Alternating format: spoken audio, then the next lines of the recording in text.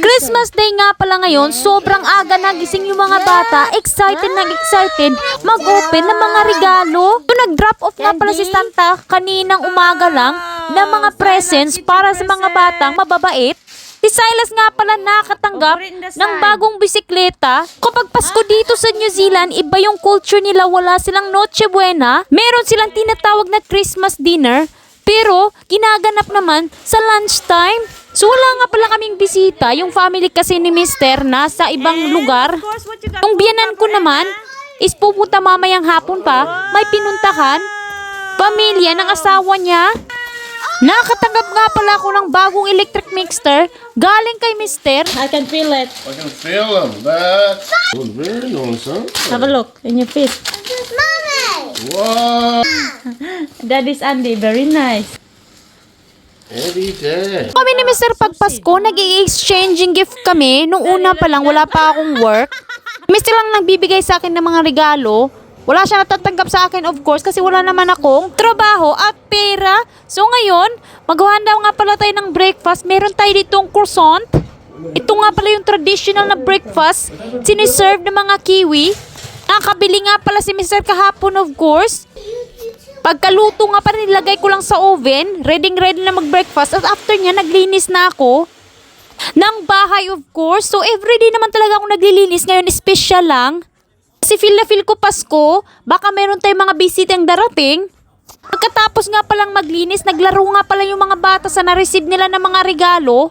Pagkasapit nga pala ng lunchtime, ready na, nag-assemble na ako dito sa labas. Nga pala kami kakain ng lunch. Ito nga palang tinatawag nila na Christmas dinner, pero tanghalian talaga ginaganap, hindi sa dinner time. Tuwang-tuwa nga pala yung mga anak ko sa na-receive nila ng mga regalo. Ang dami talaga. Nung isang araw pa yan nakatanggap ng mga gifts. Nasi-spoil talaga yung mga bata dito. Pag Pasko, marami silang natatanggap na iba't ibang mga regalo from galing kay Santa, Auntie, at saka meron sa mga pinsan. Nagluto nga pala si Mr. ng napakasarap na roast chicken at saka meron din tayong roast lamb. Sides naman natin is corn at saka broccoli. Gagawa din ako ng chiso. So napakasimple lang dito yung handaan sa New Zealand. Walang masyadong bunga-bunga, walang masyadong lechon baboy. Pang pamilya lang talaga at hindi talaga nag-overload yung pagkain. Kasi kami lang naman yung magse-celebrate. Wala namang masyadong tao. So simpleng-simpleng handaan lang. So alam niyo, nami-miss ko talaga yung Pasko sa Pilipinas. Iba't iba talaga yung nafe-feel natin. Marami tayong mga pamilya na pumupunta, nag-get together, nagkakaraoke of course. Dito naman is napaka-quiet lang, chill lang naman. Kain ka lang ng lunchtime, receive ng regalo, tsaka mag-open ng ating Christmas pampers. Ito nga pala yung traditional din nila. Last year, meron kami mga bisita, yung family ni Mister, nag-get together sila around ganitong time din, Pasko. Unfortunately, this year, maraming naganap na mga kaganapan, kaya naman hindi na kami nakapag-plan. Maligayang Pasko nga pala sa lahat ng mga tao sa buong Pilipinas at buong mundo.